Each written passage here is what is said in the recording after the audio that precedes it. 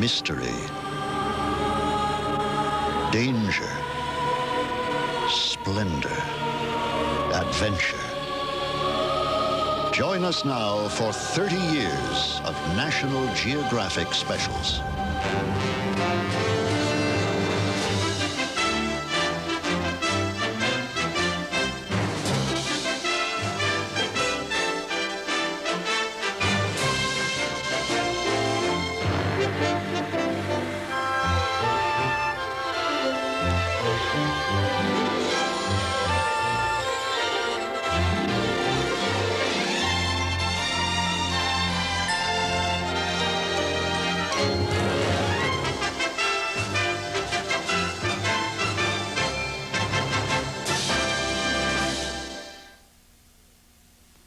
The 30th anniversary of National Geographic, sponsored in part by Microsoft, the leader in software. Where do you want to go today? And by Blue Cross Blue Shield, live long, live well. And by Dodge, the more things change, the more things look like the new Dodge.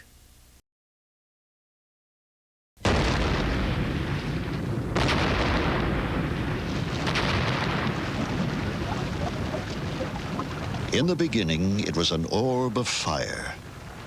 In time, a crucible of creation would forge molten rock into continents.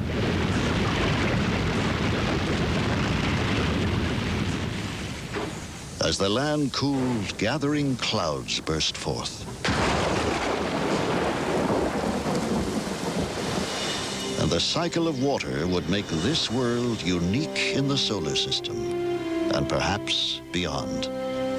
The blue planet, third orbit from the sun, the Earth.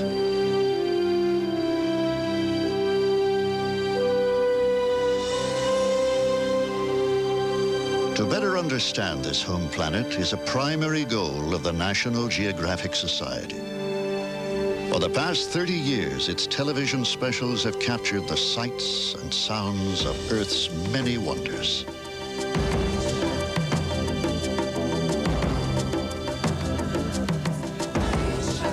The magnificent pageant of wildlife, the dazzling diversity of humankind,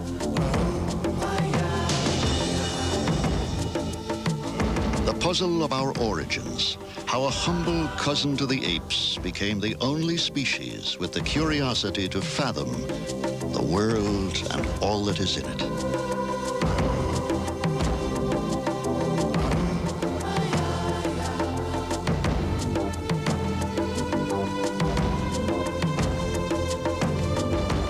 For 3 decades, National Geographic filmmakers have explored the story of life on Earth.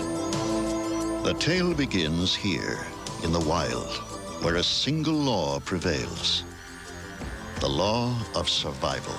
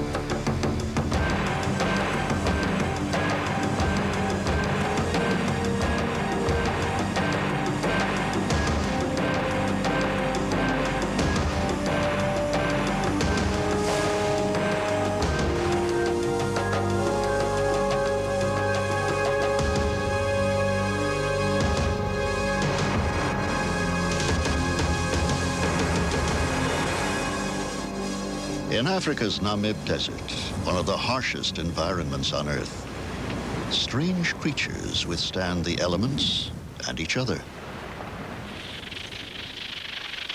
In the endless round of predation, a female wasp has found the burrow of a trapdoor spider. She will move incredible amounts of sand to get to her prey. As its first defense, the spider has dug its burrow on the slope of the dune face. So as fast as the wasp digs, the sand slides back into the hole. Often the wasp, which may have been searching for days, simply gives up. But this time, the spider is uncovered. It has powerful jaws, the wasp a sting. The outcome is by no means certain. In addition, this spider has developed a most extraordinary method of escape. It forms its legs into a circle and cartwheels down the dune.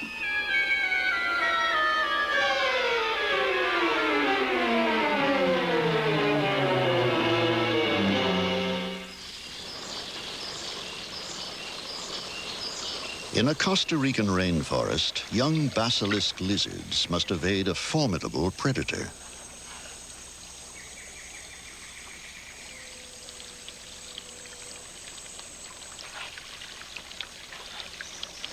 The tiny lizards have few defenses.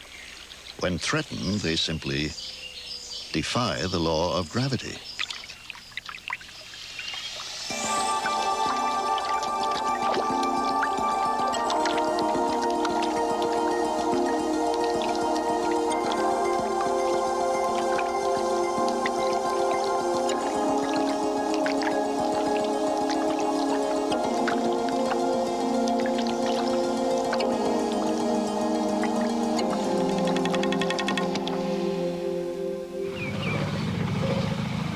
Though he belongs to a race of giants, an elephant calf is vulnerable when he becomes separated from his family. He wanders into the company of lions.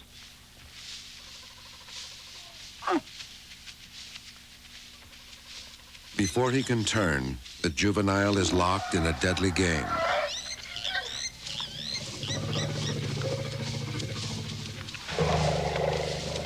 But this time, innocence is matched by inexperience. The lions are young and seem more intent on experimenting than killing.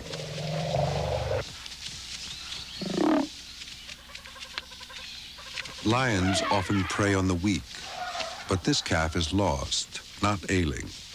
A determined opponent with a thick hide, not easy to penetrate. But soon he tires, and the lions close in for the kill.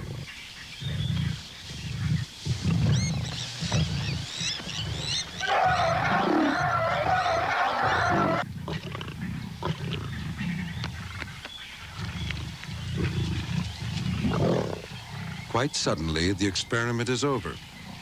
The lions are exhausted and lose interest.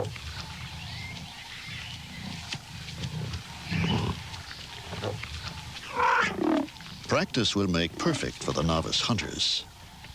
It's a lucky break for the calf.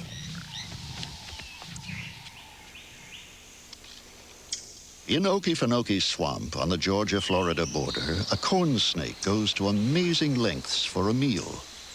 A superb climber, it can raid bird nests 30 feet above the ground.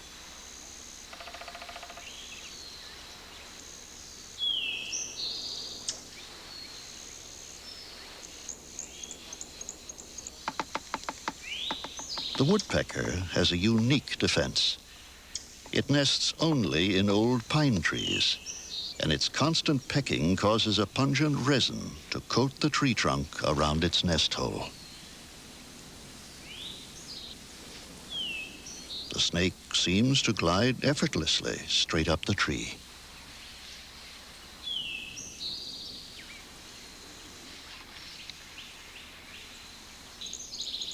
The woodpecker can only wait and watch.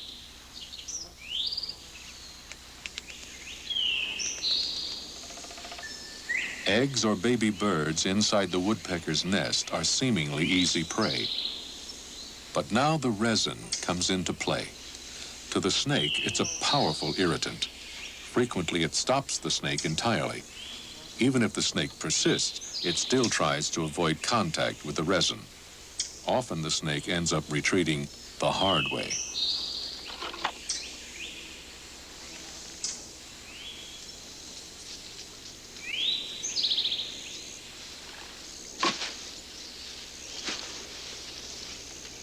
Such moments of threat and drama frequently interrupt the tranquility of Okefenokee. The predator in one situation can become prey in the next.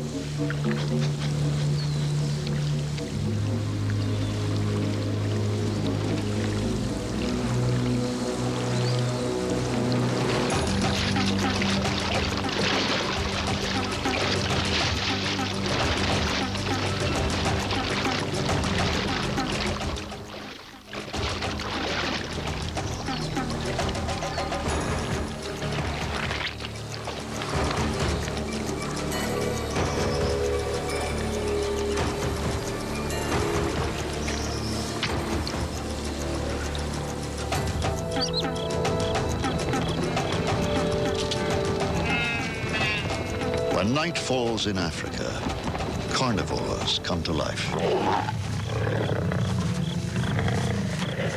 As blood flows, bitter rivalry is aroused. As always, the kill is watched from the shadows.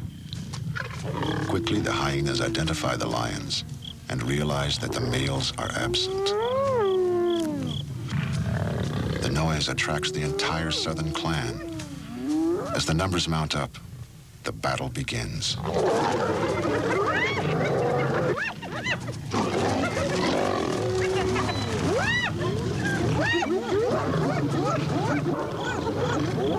The numbers are too great.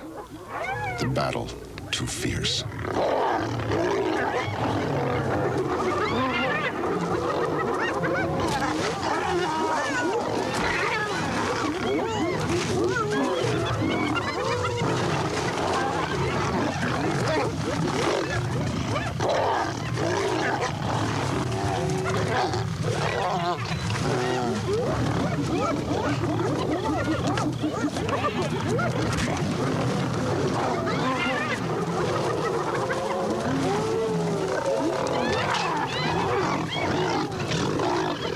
The lions are helpless, and from the safety of the trees, they can only watch their kill disappear.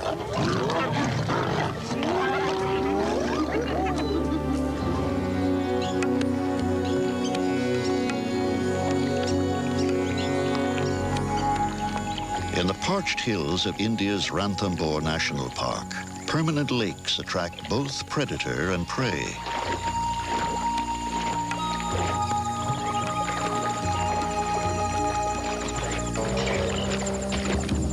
This magnificent male tiger made a kill in the early morning, but aggressive crocodiles seized the deer carcass and pulled it into deeper water.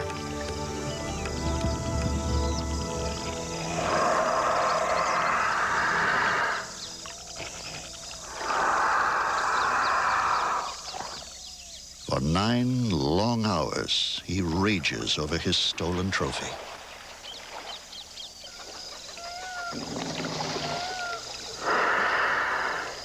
Finally, his fury overcomes his fear.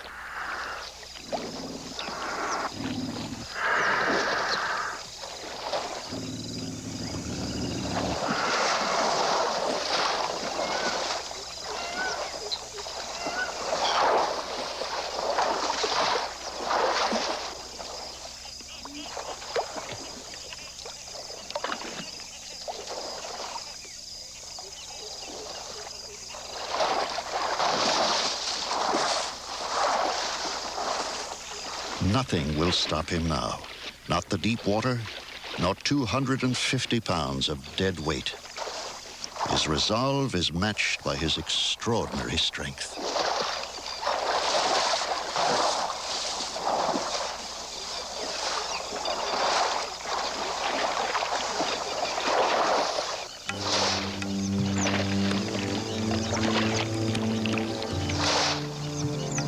The daily struggle for survival is a powerful drama. But nature's true miracle is quiet and humble, selfless and sublime. The creation of new life.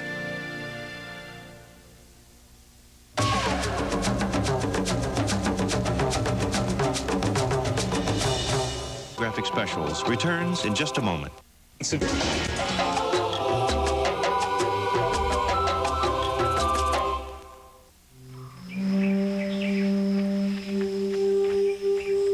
As day follows night and winter leads to spring, a great rhythm pulses through every living creature.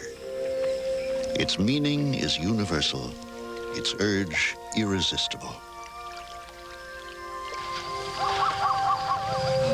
At the waterhole, a lone male suddenly feels the awakenings in his body. It is the time of his must.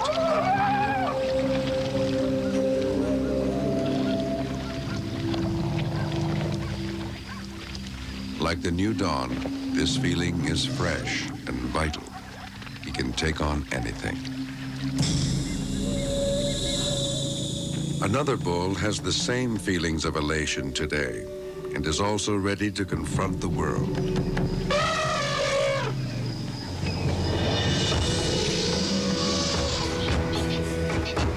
In his season, a male may challenge his peers for territory or the favors of a female.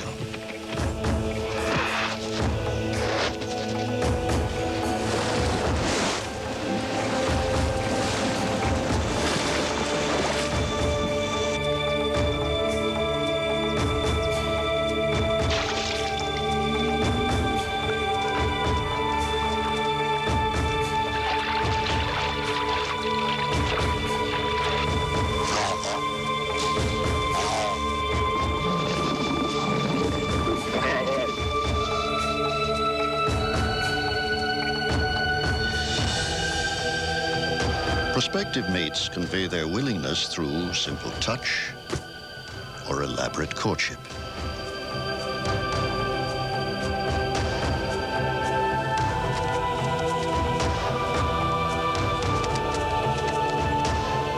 Displays may be bold or subtle.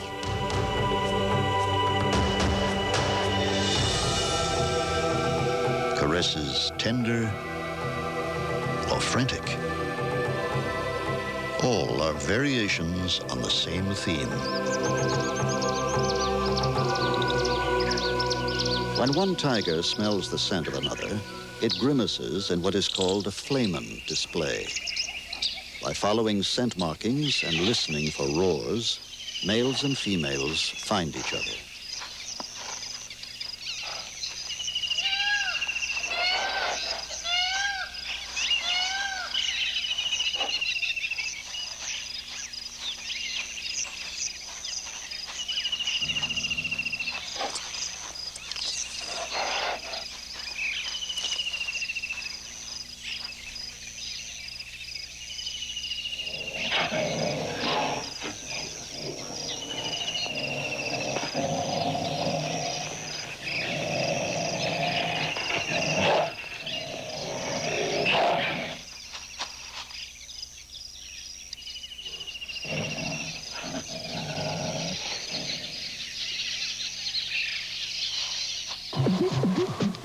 The mating behavior of these black beetles is quite unusual.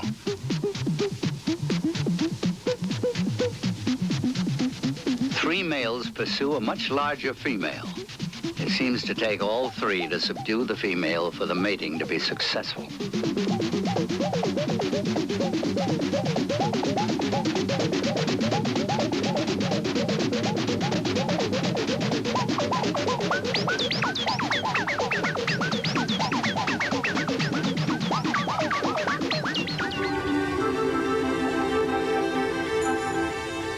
Squid courtship is also very visual, a synchronized and extravagant display.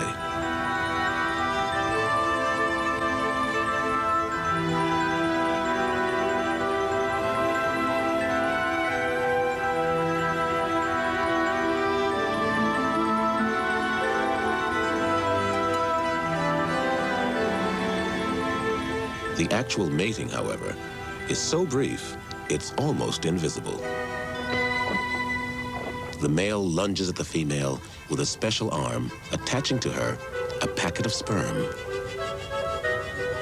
The female can take her time, deciding if she will accept the packet for self-fertilization or later get rid of it, rejecting it in favor of another.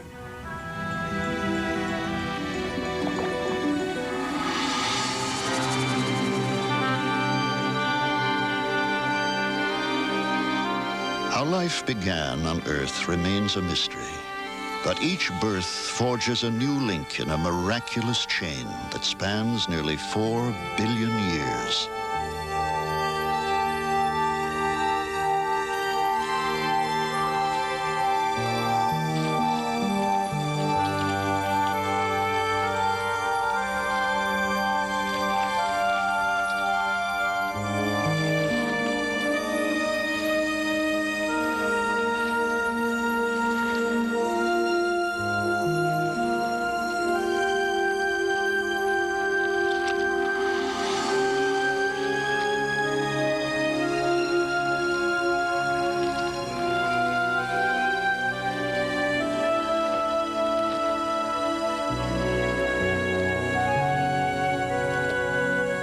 With infinite variety, one generation makes a living commitment to the next.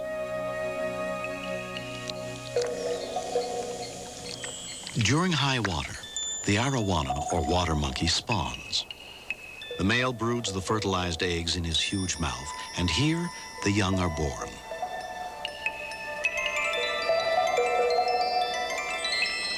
Now, when they are somewhat developed, he lets them out to feed on microorganisms such as algae and the larvae of crustaceans and insects. The yolk sac from which they develop is also a source of energy.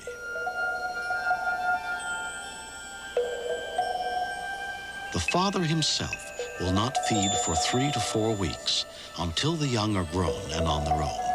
He lives off the fat reserves of his own body.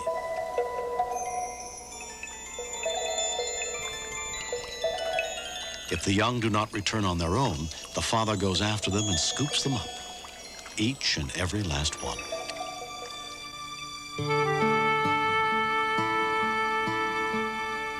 Helpless infant, devoted mother. Theirs is one of the strongest bonds in nature.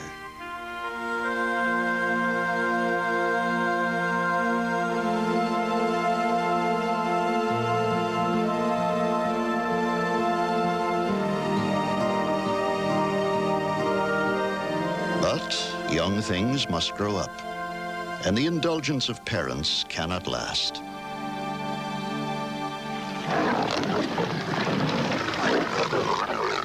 At a kill, lion cubs get no special treatment. They must fight for every scrap. Adults seize the best of the spoils, and as their bellies are filled, harmony is restored.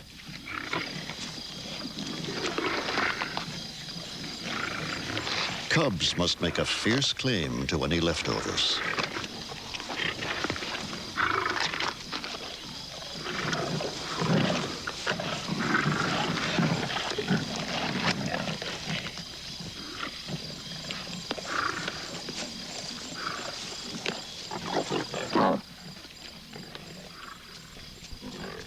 In most animals, youth is a time of learning.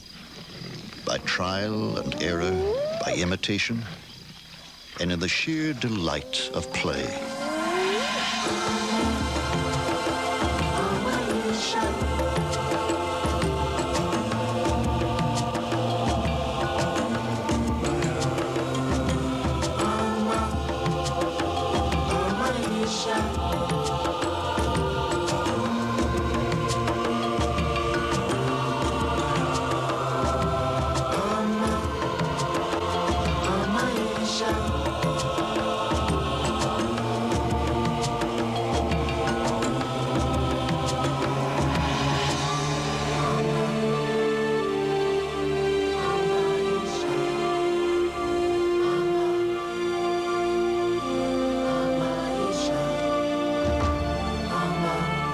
From a primordial spark, life evolved into a vast and intricate web that embraces every corner of the globe. But one creature would stand alone, a creature unlike any other.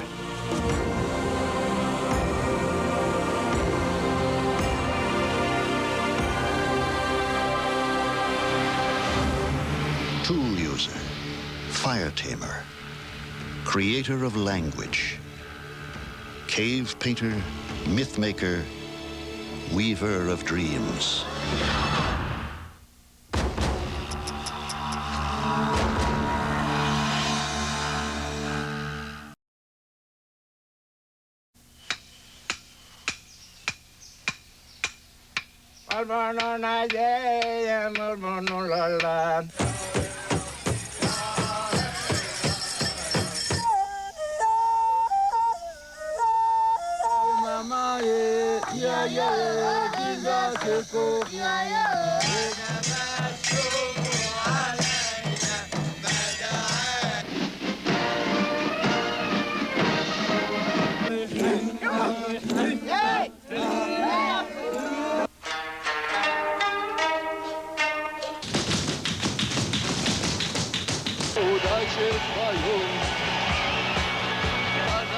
The kaleidoscope of human culture veils a simple truth. We all share a common origin, locked in a remote and misty past. What creature first turns stone into power?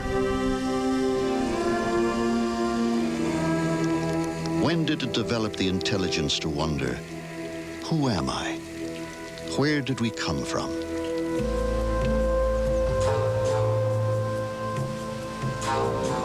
To explore these questions, the National Geographic Society long supported the work of anthropologist Louis Leakey.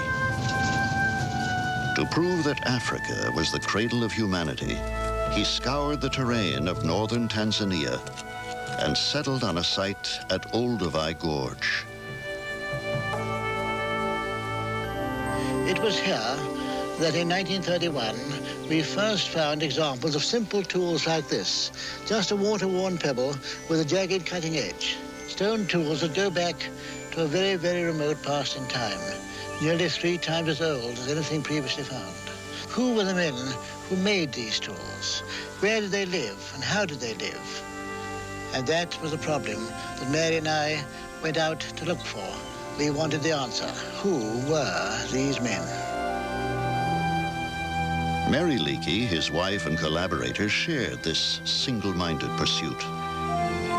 After 28 years of fieldwork, a skull, not fully human, but surely a distant cousin, and nearly 2 million years old. Named Zinjanthropus, the Leakey's find would stun the scientific world. Like his parents, Richard Leakey has an exceptional talent for finding fossils. His excavations near Lake Turkana in Kenya yielded the most complete skeleton of an early human ancestor ever found. This boy was about 12 when he died, more than 1.5 million years ago. His species, Homo erectus, is a direct ancestor to our own. So nearly human, so very old. To put a face on our ancestors goes beyond strict science. Sculptor John Gertschy works with a replica skull based on fossils 3 million years old.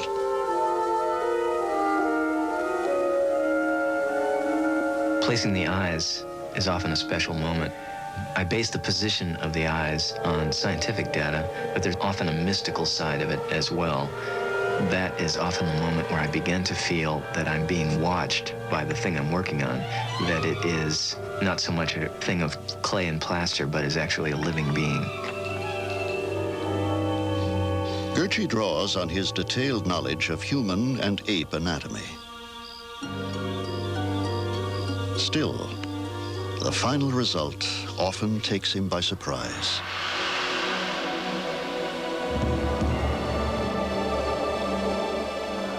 He brings to life the startling gaze of a creature whose descendants would evolve a new sense of self and leave their mark upon the world in profound ways. More than any species, humans would come to marshal the forces of nature, altering the landscape, domesticating plants and animals, laying the groundwork for civilization.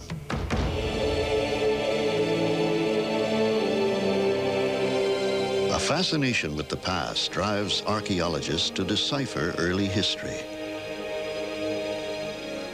One tragic chapter dates back to 79 AD. The Roman town of Herculaneum flourished unsuspecting at the foot of a sleeping giant. Mount Vesuvius erupted one August day, spewing a sky-high column of pumice and ash. Around midnight, the column suddenly collapsed.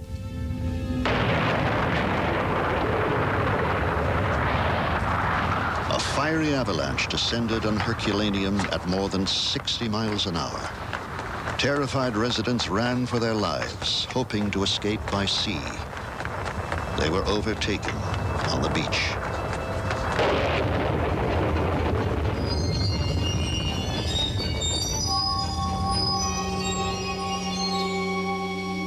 In a cloud of scalding ash, they suffocated.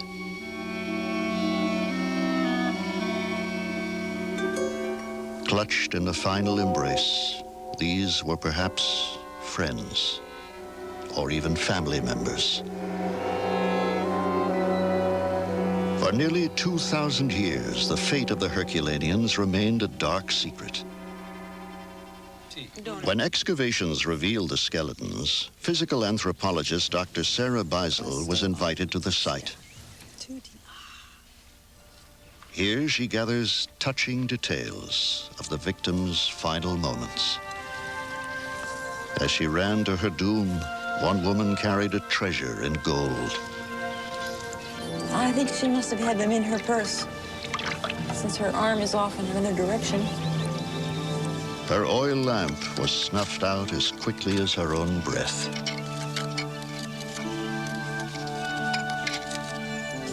In a fragment of pelvic bone, Beisel reads the life story of a young Roman woman. She was a 27 anni, 2 tre bambini. She was 27 and had 2, perhaps 3 children. From that little bone. All that news. Beisel's analysis of the bones is one of many archaeological projects supported by the National Geographic Society. Others delve into the ancient civilizations of Mesoamerica.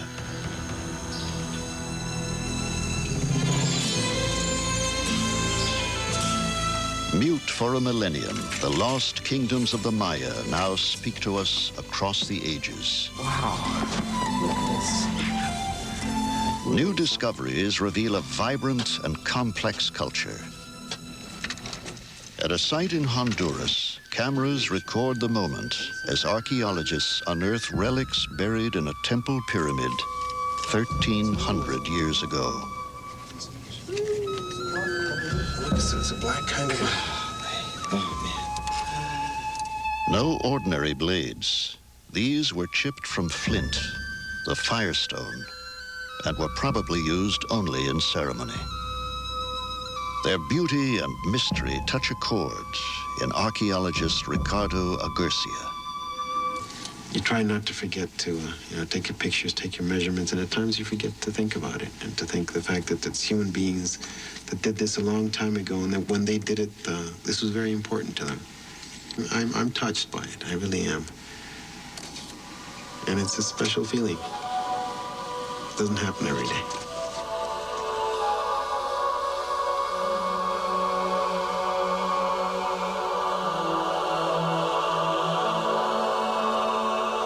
"500 years ago, Spanish missionaries would make note of the Maya passion for ritual.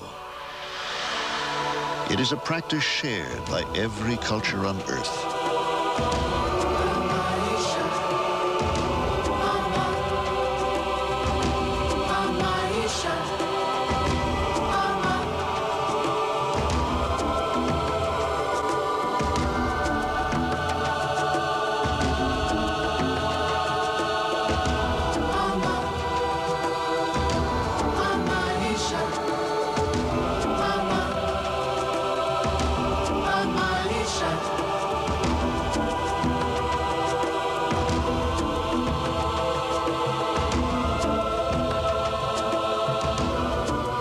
prayer and song, pomp and ceremony, life's great passages are observed.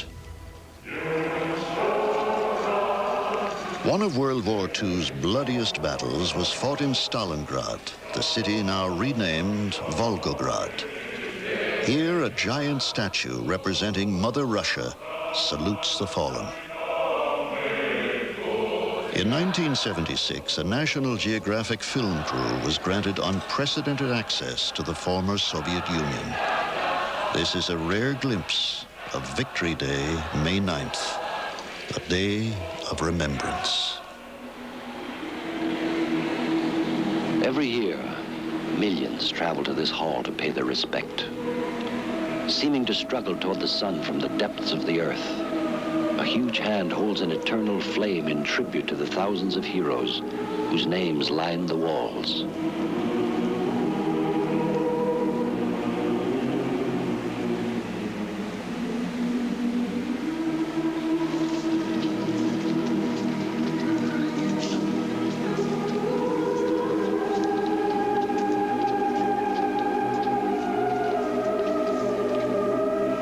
Many appeals for peace were made this day. None more eloquent than a hand-scrawled note to the National Geographic camera team from Ivan Musatov. He wrote, "I ask you and all the American people, the people of Lincoln, protect the peace, for that is bread and life, blood and family." As if seeking eternal life, the Great Hall is never closed.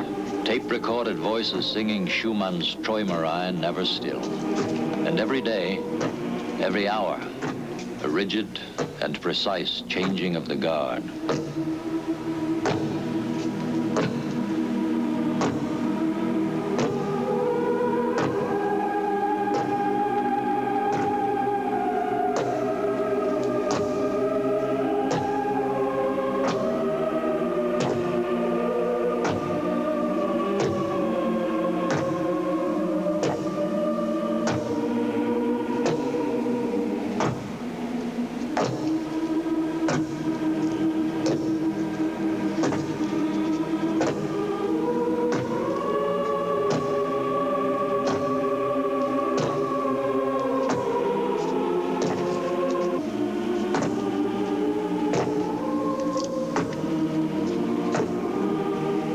Faces reflect their heritage. 1,000 years of suffering, climaxed by a war that took 20 million of their lives, almost 12% of the country's total population.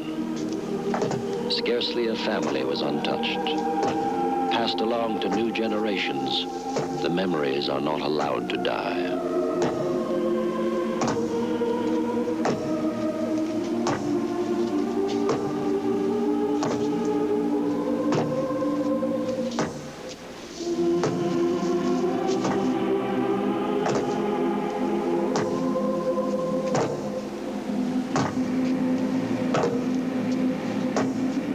In the acknowledgement of death, the human spirit is exalted, and life, of necessity, goes on.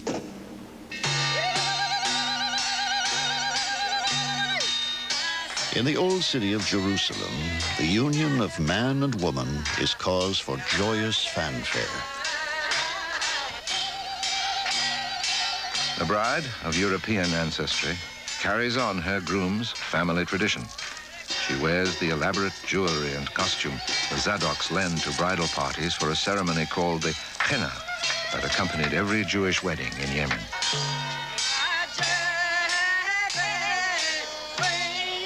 The henna, from which the festivity derives its name, has long been used as a talisman of good luck.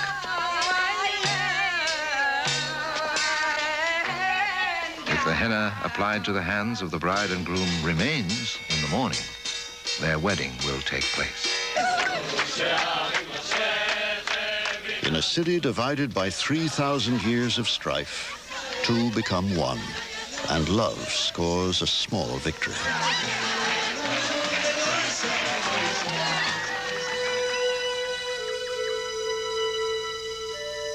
In a rainforest in Cameroon, a baby girl is born to a family of Baka called pygmies by the outside world. Soon, the age-old drama of sibling rivalry will arise. Her hands are no larger than a thumbnail. Her shoulders from tip to tip the size of a little finger.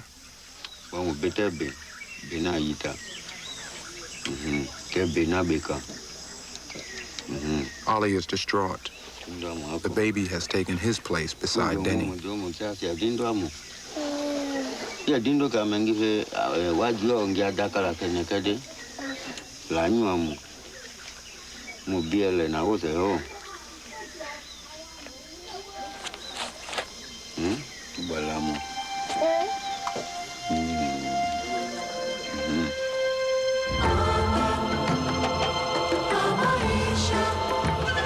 A culture's faith in the future shines bright in the promise of children.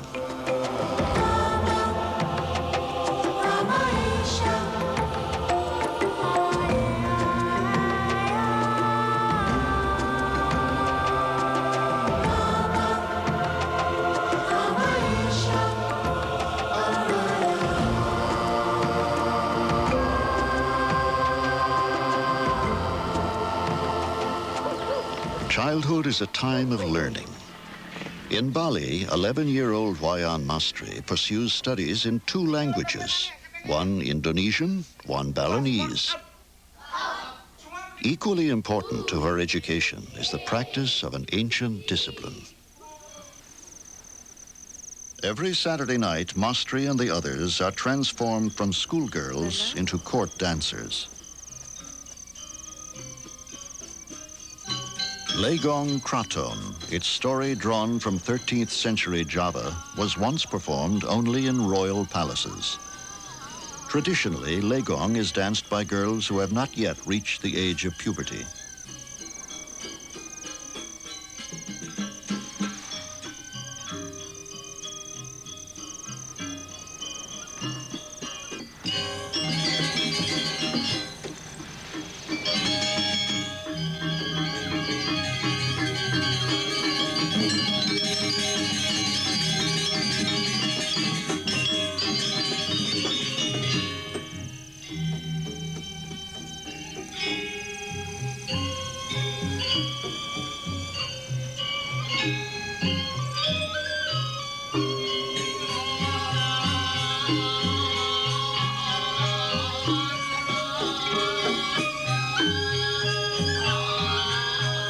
In Bali, traditions are alive, imparted by one generation to the next.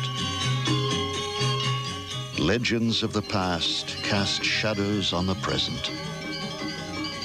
Myth and magic infuse every aspect of daily life. All is illuminated by the same bright beacon. But in Australia, the longest unbroken culture the world has ever known is fading away. For more than 40,000 years, the Gagaju people have seen themselves as custodians of the land. Now, only a handful of elders still practice the old ways. They honor a single life force that dwells in plant, animal, human, and the earth itself. Many younger Gagaju have lost their Aboriginal heritage, but Jonathan Yaramana seeks a link with his past. Guided by the elders, he learns their timeless wisdom. Jonathan hopes to save an endangered culture. He leaves a gentle mark upon the land.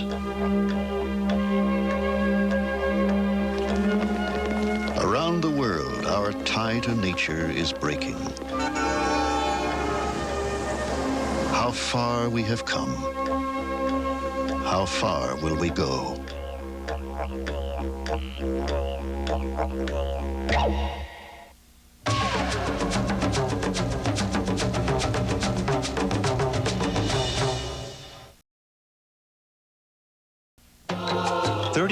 Of National Geographic Specials continues in a moment.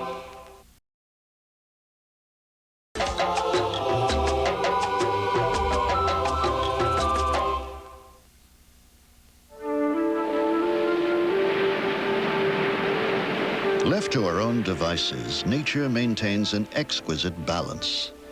Nowhere is this more tangible than in a tropical rainforest, the most alive place on Earth. Half the world's living species make their home in this green universe, each a marvel of adaptation.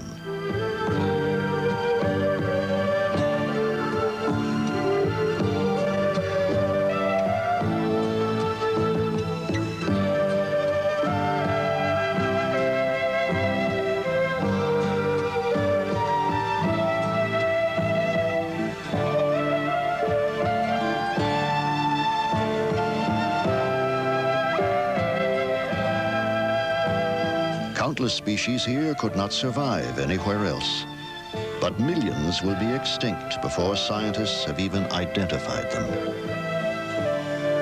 Because rainforests, like so many wild places, are under attack.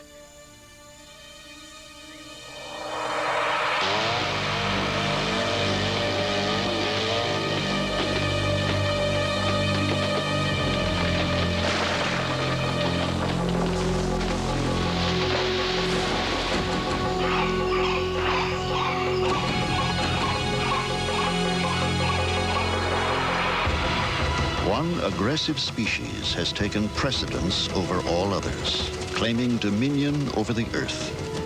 The cost of this arrogance has been devastating.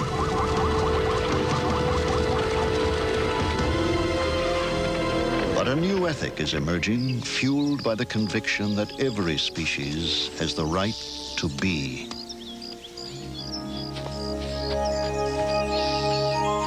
In 1960, a young English woman named Jane Goodall fulfilled a childhood dream: to live among wild animals in Africa. Her study of the chimpanzees of Tanzania would make scientific history. Jane was sent here by anthropologist Louis Leakey, who felt her observations would shed light on the behavior of early humans. For months, the apes fled her every approach. But Jane's patience and calm persistence would eventually win their trust. The chimps very gradually came to realize that I was not dangerous after all. I shall never forget the day, after about 18 months, when, for the first time, a small group allowed me to approach and be near them. Finally, I had been accepted. I think it was one of the proudest and most exciting moments of my whole life. Jane would compile an astonishing profile of the animals so like ourselves.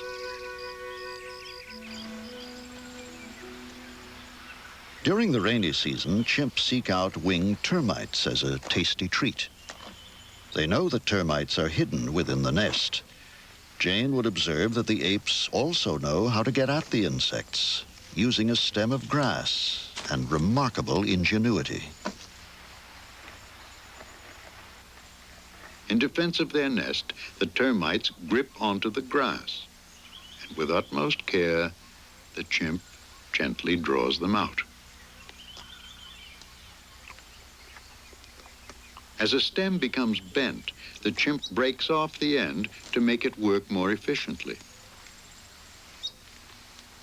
Sometimes a leafy twig is selected, but first it must be stripped of its leaves.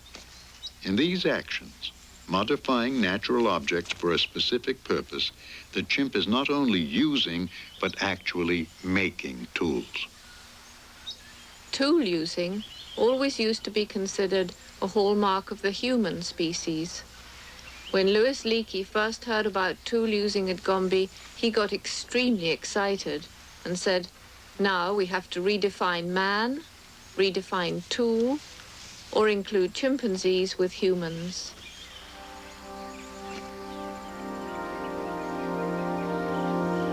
Jane was also the first to report that chimps include large prey in their diet. She saw them hunt collectively and bring down monkeys, young antelopes, and bush pigs. And, to her dismay, she found that chimps, like humans, can turn against their own kind. Over 4 years of what can only be called warfare, the males of one community killed all but a few members of a smaller group nearby.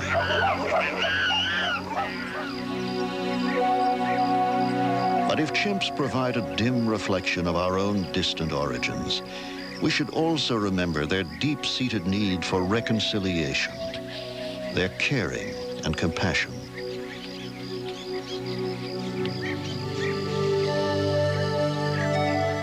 Thanks in part to grants from National Geographic, Jane's is the longest study of any wild animal group, now in its 4th decade. Today, Jane travels the world as a tireless crusader for the conservation of wild chimpanzees. She fears that for them, time is running out.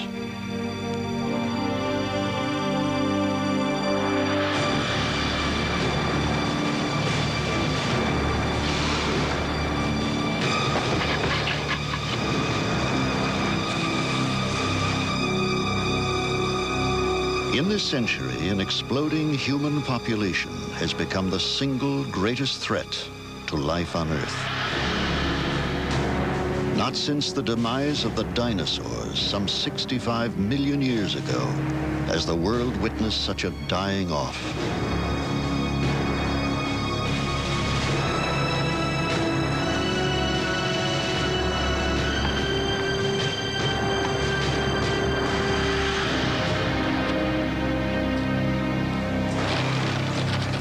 The world of our making is hostile to wild things. Yet we expect the wilderness to welcome us. In America's national parks, conflicts between people and wildlife too often lead to a tragic outcome.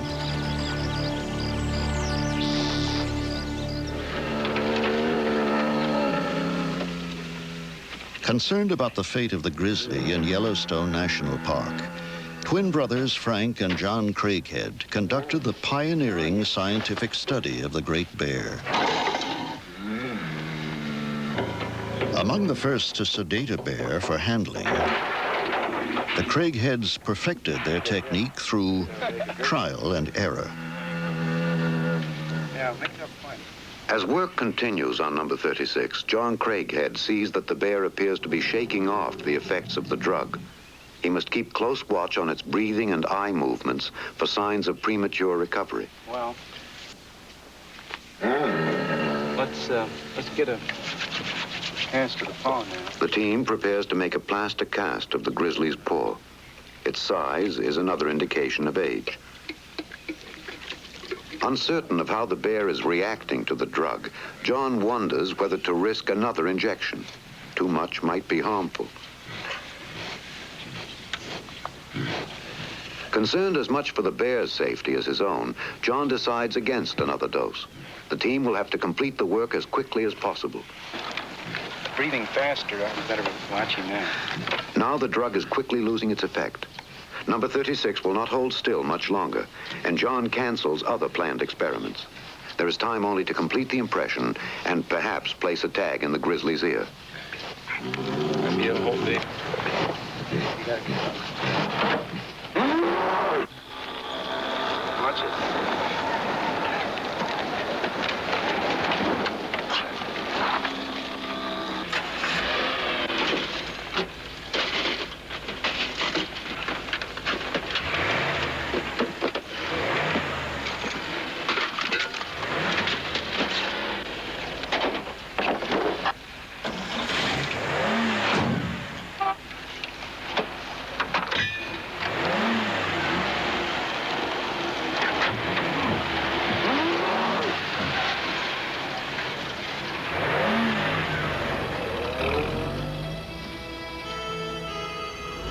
Today, the Craigheads remain outspoken about the need to protect the grizzly bear, a threatened species in the lower 48.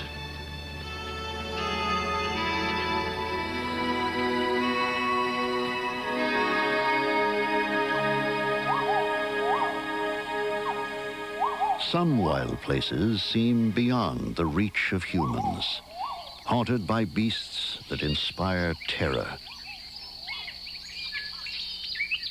But poachers once ventured freely into the Okefenokee swamp to slaughter the alligator for its exotic skin.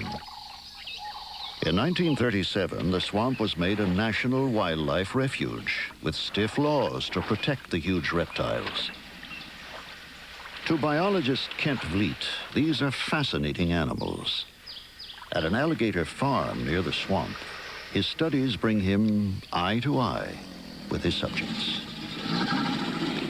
We learned early on in our research that we needed to get off the boardwalks and go down and look at alligators at an alligator's eye level. Alligators communicate to each other visually by the way they hold their bodies out of the water. And we got down into the water to better understand how alligators are talking to each other in a visual sense.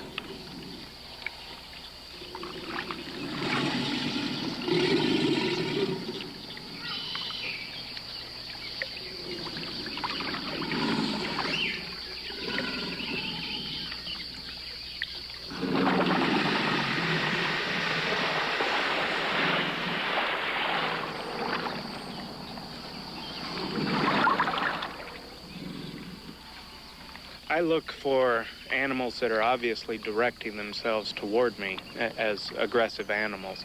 The way they tilt their head, how high they hold their body out of the water are all indications if they're being aggressive or not.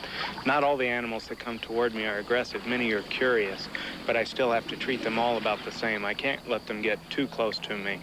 I carry a large, about 5 foot long cypress pole with me, and if an animal does get too close, I just nudge it away and try to keep it out of strike range.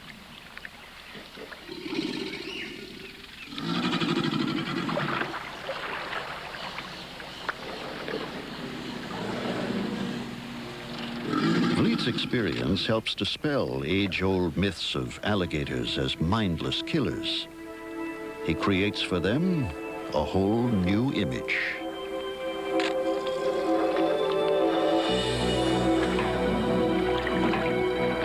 Typically, the animals we fear most are those we understand the least. Few inspire such terror as this monster of the deep.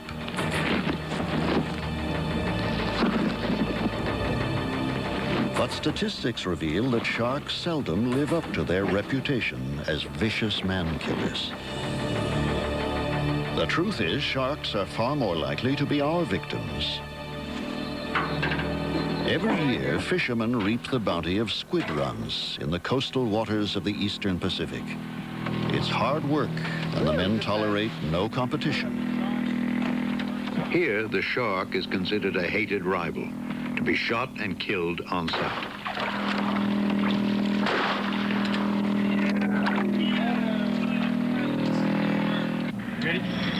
For a few daring scientists, this is a rare opportunity to get close to feeding sharks. Zoologist Bob Johnson is one of them. It was very disorienting in that at night you didn't know which way was up always. If you were balanced out correctly underwater, up wasn't always up. And because of the squid situation, they may be thick above you or they may be thick below you. And everything was oriented towards the light rather than towards the surface. So it was very awkward at times.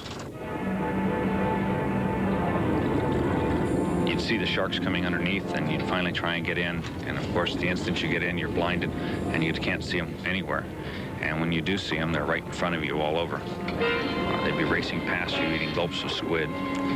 They'd come out of the corner of your eye as you're turning and watching for these animals, because you couldn't keep in one direction. You had to consistently turn in the water to watch in all directions. And they weren't attempting to bite us. They were attempting only to feed on the squid. But if you got your arms or your legs or your body in the wrong place at the wrong time, you can very easily get bitten.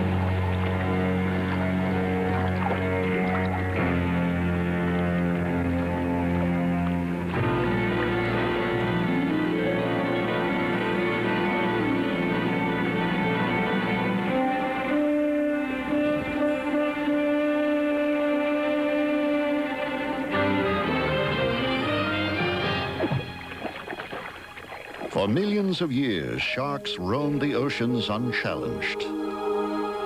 Now their domain has been invaded by those who would destroy them and those who fight to save them.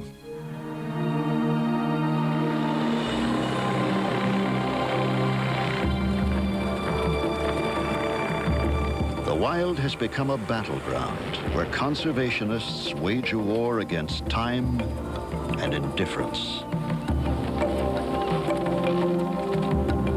Wildlife needs more than just protection. It needs direct human help.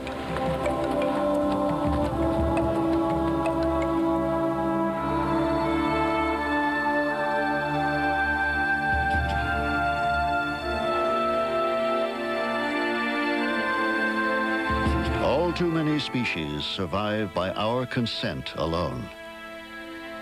For better or for worse, we have become the keepers of the wild.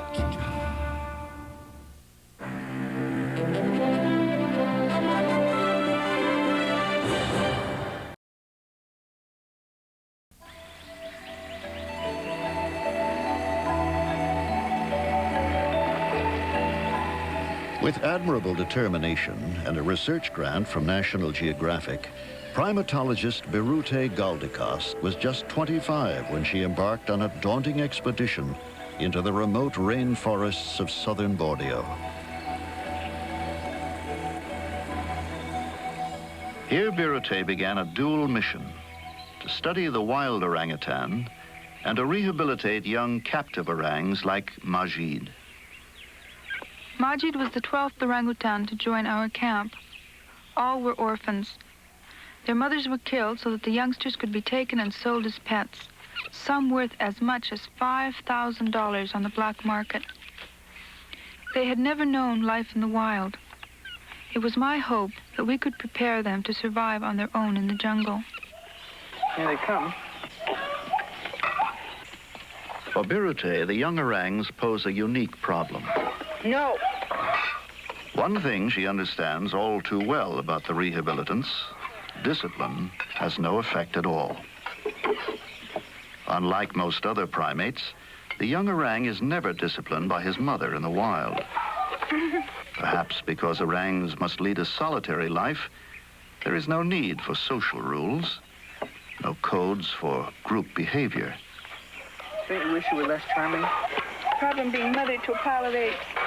I sure do. The single overriding natural law appears to be help yourself. This is why you're doomed to the trees.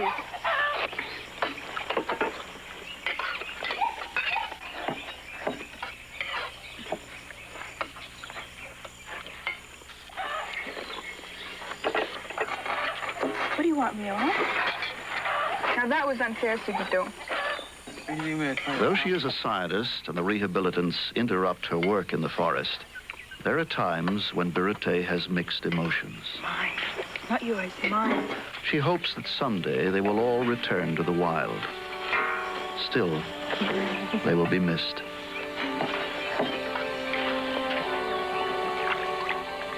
Birute's work continues to this day, a lifelong quest to save both the orangutans and their threatened rainforest home.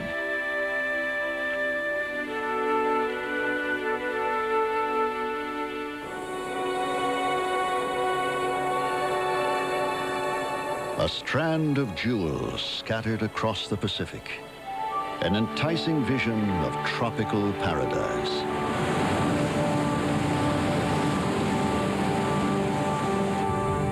Once protected by 2,000 miles of ocean, Hawaii is under assault.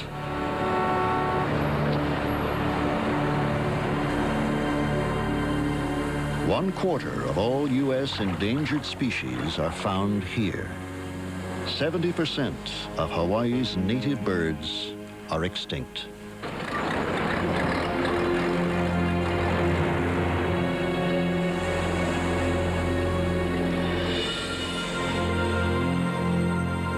The very fabric of this island ecology is unraveling.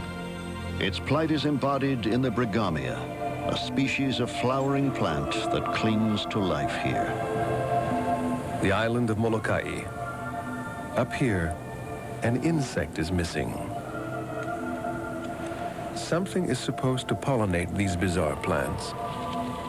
But the natural pollinator may be extinct or so rare that the plants need help.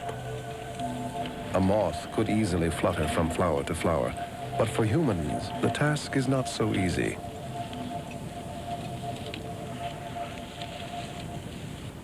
Got a couple other plants over here, Ken.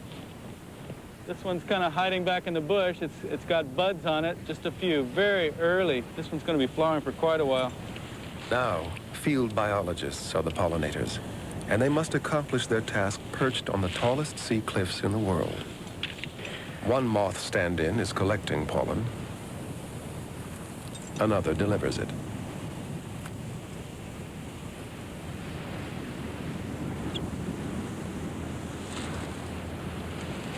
The natural pollinator has never been seen, so its identity remains a mystery. Meanwhile, the plants here may not survive without perpetual human help. And how long can this go on?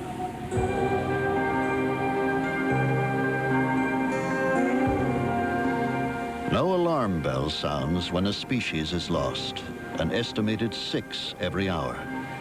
But with each extinction, the foundation of life grows weaker. And so, the keepers go on fighting, each in his own way. Near Canterbury, England, the historic estate called Howlett's has become safe haven for endangered animals. This unusual sanctuary is the consuming passion of gambling club owner John Aspinall. Well, I think the secret ingredient is respect. One has to respect the animals. And I have a deep respect in the sense that I admire and consider many great mammals superior to the human being. Open to the public, Howlett's is renowned for the world's largest captive population of gorillas. To Aspinall, they're like family. To me, it's instinctive to behave as a gorilla would behave. In fact, they've influenced me more in my life than I've influenced them. Oh, Jimmy, naughty boy. And the strength they have is really quite astonishing. I mean, I suppose a 400-pound male gorilla in his prime will probably have the strength of 7 or 8 Olympic weightlifters.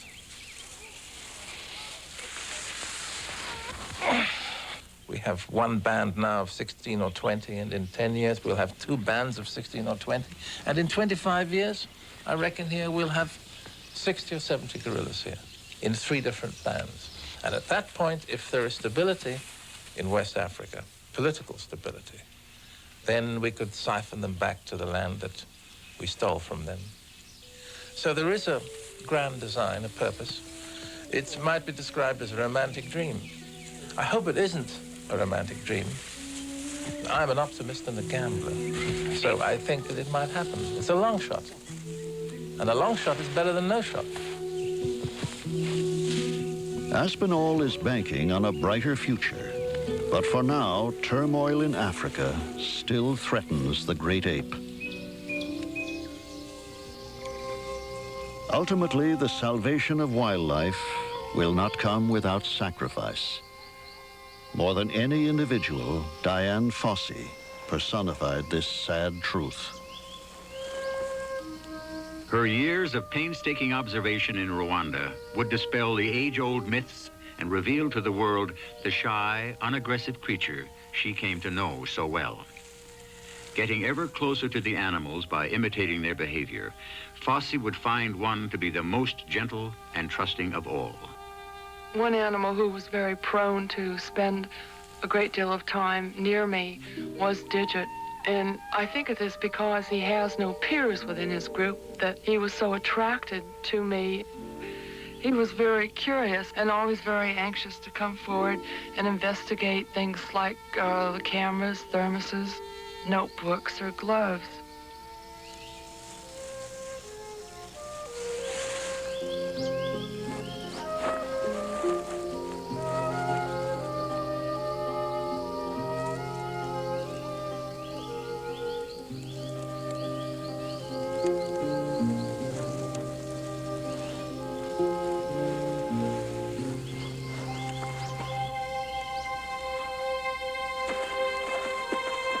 The special friendship would end in tragedy. Gentle Digit was killed by poachers for his head and hands, to be sold as tourist souvenirs for the equivalent of $20. Fosse would write, "It is an irreconcilable thought." The savage butchery would devastate Diane.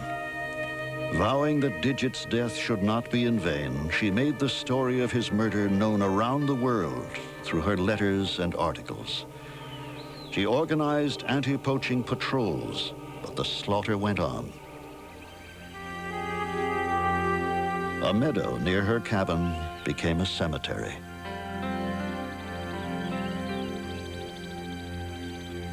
Finally, Diane herself was brutally murdered, probably by vengeful poachers. She was laid to rest beside her beloved Digit.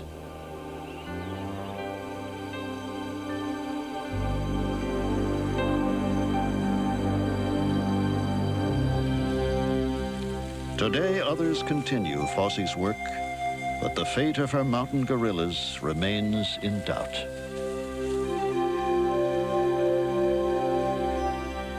Though we abuse and exploit them, we remain irresistibly drawn to our fellow creatures.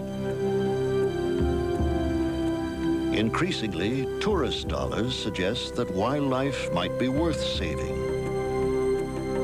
But our best hope may lie in the education of a new generation and a growing reverence for life in all its forms.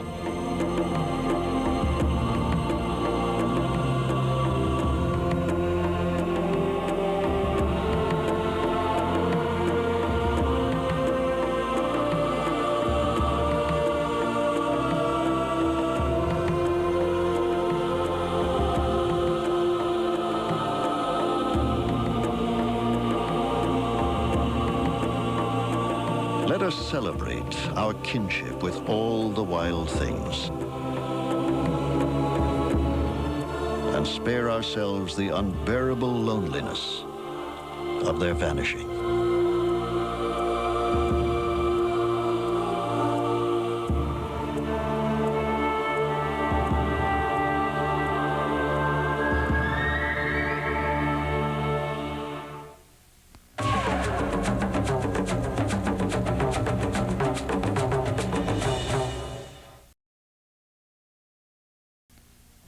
We'll be right back with 30 years of National Geographic specials.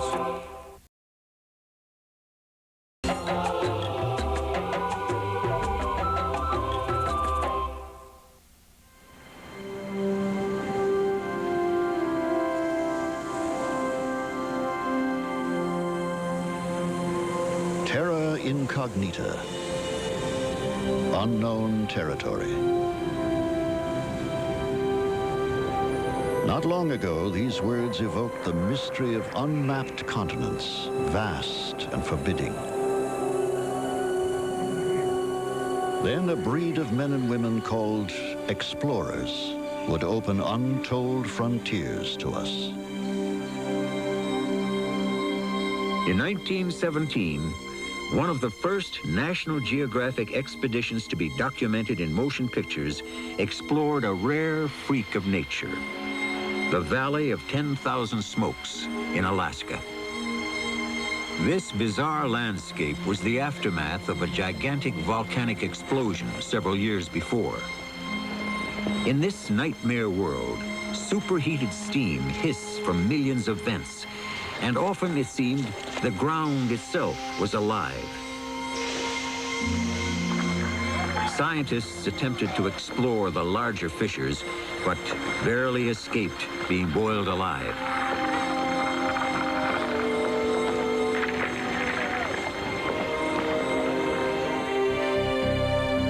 Such bold exploits are the heart and soul of the National Geographic Society. Founded over a century ago to increase and diffuse geographic knowledge, the Society has supported scientists and trailblazers everywhere.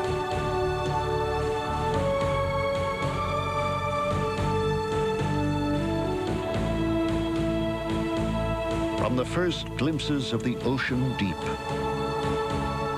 to a soaring view from the stratosphere, National Geographic captured the thrill of discovery in the pages of its well-known magazine. For millions of armchair travelers, the publication became their eyes on the world. Then, in 1965, the Society braved a new medium.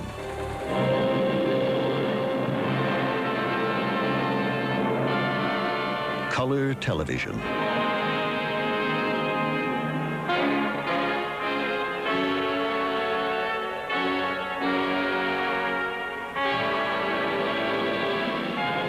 The first National Geographic special chronicled the extraordinary adventure of the first Americans to conquer Mount Everest.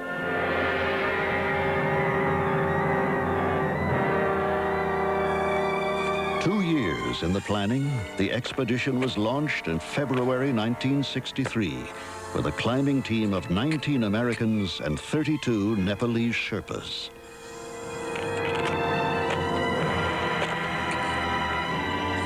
Braving 60-mile-per-hour winds and sub-zero temperatures, 6 men in teams of 2 would reach the summit. And the grueling ascent would be documented on 16mm film.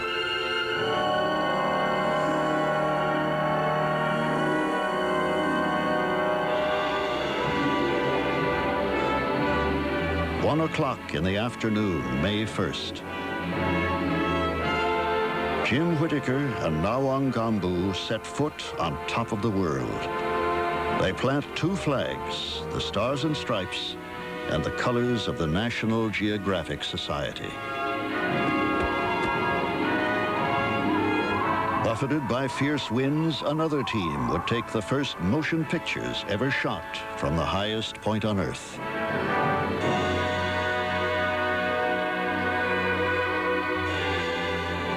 Americans on Everest made television history, receiving the highest ratings to that date for a documentary. Since then, the specials have featured a gallery of remarkable explorers. The National Geographic Society supported pioneering efforts by the man who launched an era of deep-sea adventure, Captain Jacques-Yves Cousteau. I have long felt that undersea exploration is not an end in itself, although it is spiritually rewarding merely to be an onlooker. To enter this great unknown medium is the privilege of our era. In a project called Conshelf 3, an underwater habitat was home to 6 men for 3 weeks at a record depth of 328 feet. Due to the extreme pressure, the oceanauts breathed oxygen mixed with helium, a blend that wreaked havoc on their vocal cords.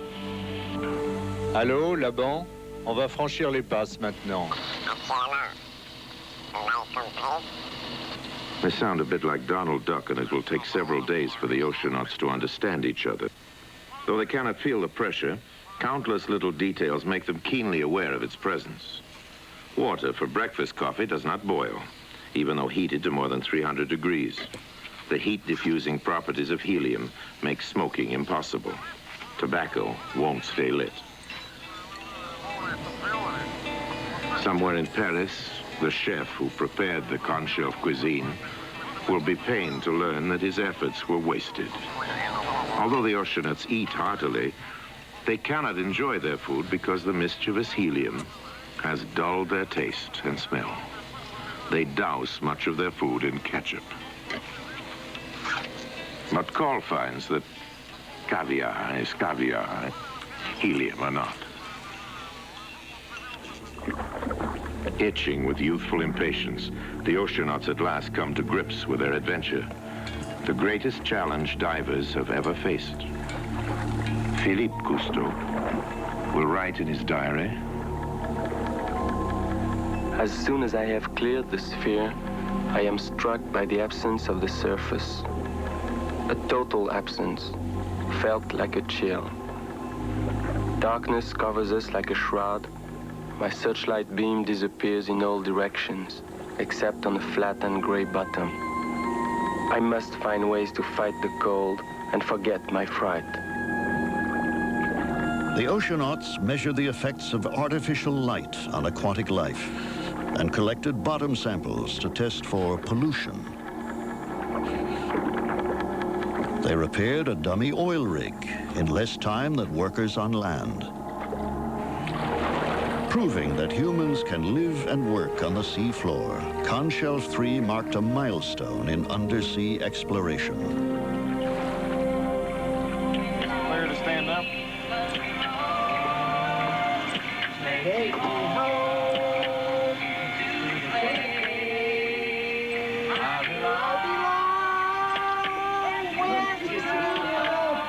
What are you trying to make up for the crunch? Yeah. Hey! come on, Hollis, let's drive this thing. Geologist Robert Ballard was part of the team who discovered hot water vents on the floor of the Pacific Ocean.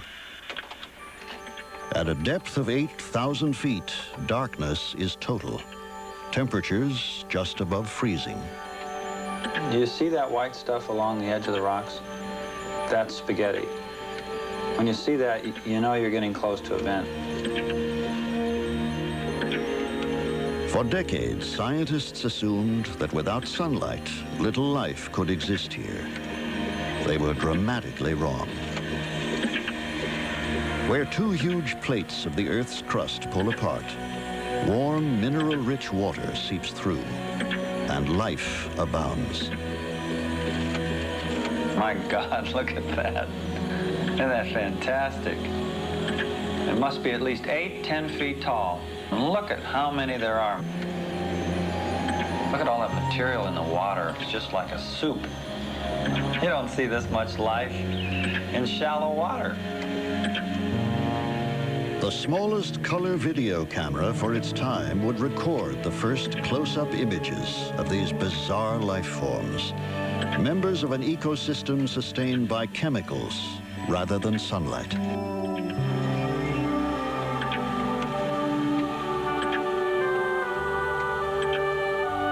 It is the most important discovery about life in the deep sea in 100 years.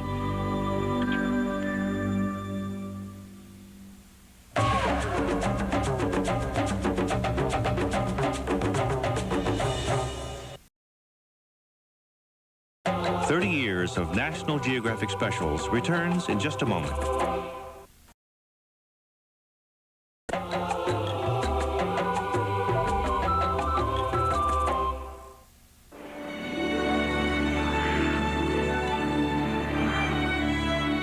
The harsh beauty of Africa's Namib Desert is a constant source of inspiration for filmmakers Des and Jen Bartlett.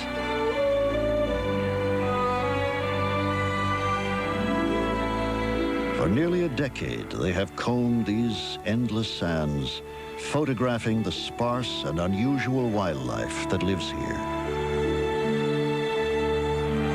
But one improbable desert dweller long eluded them, one whose movements across the dunes were rarely seen, much less filmed. Then, one day, like a mirage, the desert elephants finally appeared. Landing their tiny plane nearby, the Bartletts would film a sight few have ever witnessed.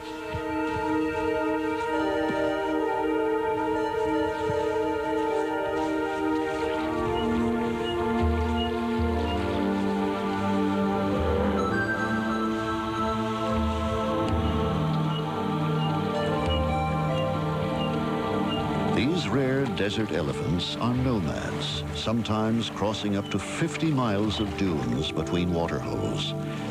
Well adapted to their arid home, they can go 3 or 4 days without drinking. With their huge feet and long legs, they are among the world's tallest elephants. To the Bartletts, they were the gift of a lifetime.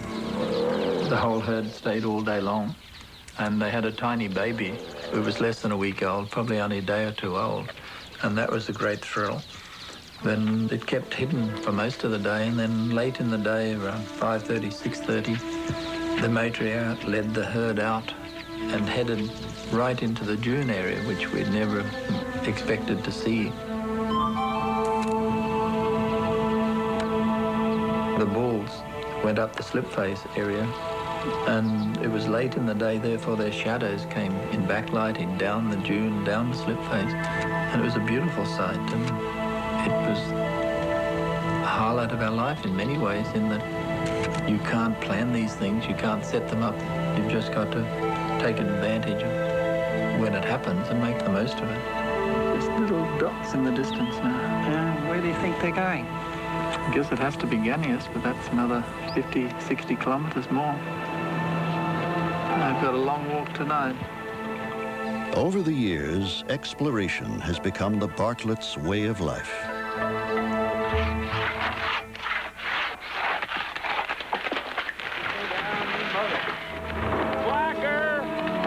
Inspired by the romance of another time, 4 young men seek adventure along the Yukon River.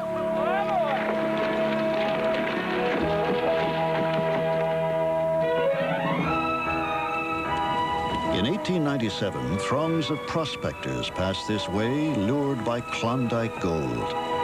Today, a new generation retraces their route. We've traded off the feelings of contentment that a person might have when he's, you know, a little ways into adulthood. Maybe he's getting along in 30, maybe a little more, maybe a little less. We've traded off a lot of those contentments for wings, freedom. We're free. If tomorrow we want to take off over that hill and go until whenever, we can do it. And that's the payoff.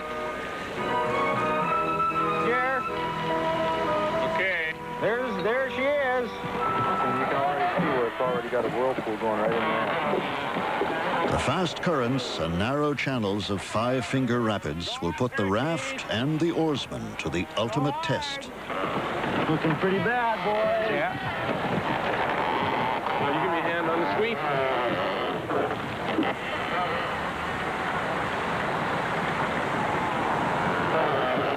Okay, we better let Keith get ahead. Go ahead, Keith. Go ahead, Keith. Break. Push him this way. Watch the logs. Forget that, Paul.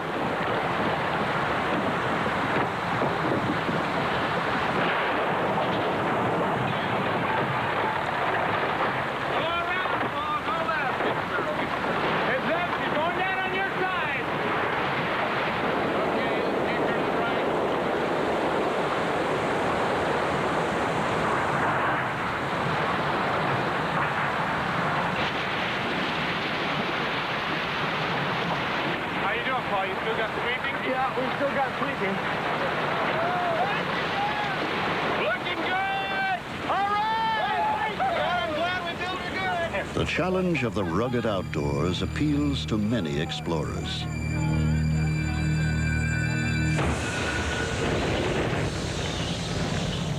Others are drawn to places where nightmares are born.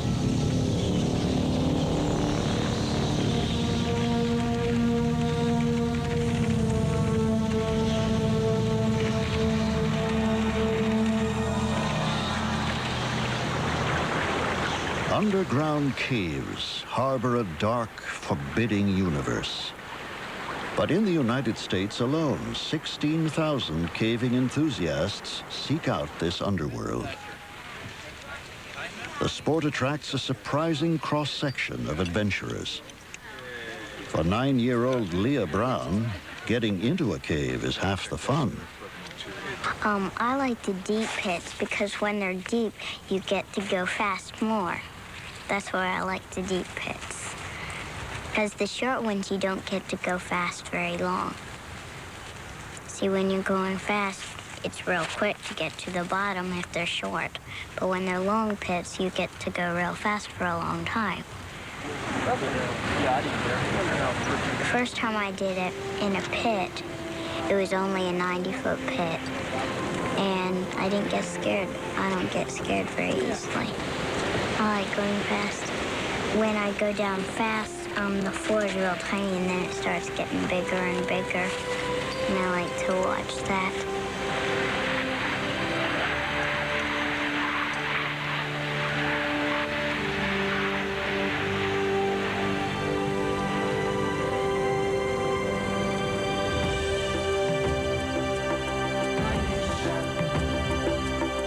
For 3 decades, the National Geographic television specials have celebrated the spirit of exploration.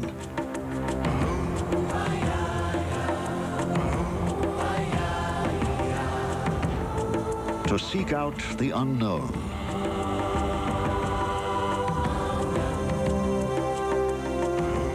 To see things in a new light. To change the world for the better.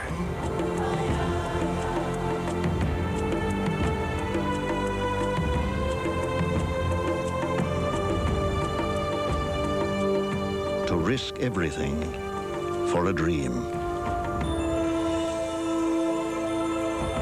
As the last untouched places on Earth are mapped and charted, we enter a new era. To preserve this precious planet and all that is in it will be our greatest challenge and the greatest exploration of all. The 30th anniversary of National Geographic, sponsored in part by the Chrysler Corporation and its divisions. Judge us by our performance. And by Microsoft, the leader in software. Where do you want to go today? Adventure and discovery are yours in 30 years of National Geographic specials. Now available on home video for only $19.95, plus $4 shipping and handling. Call 1-800-231-9988 to order.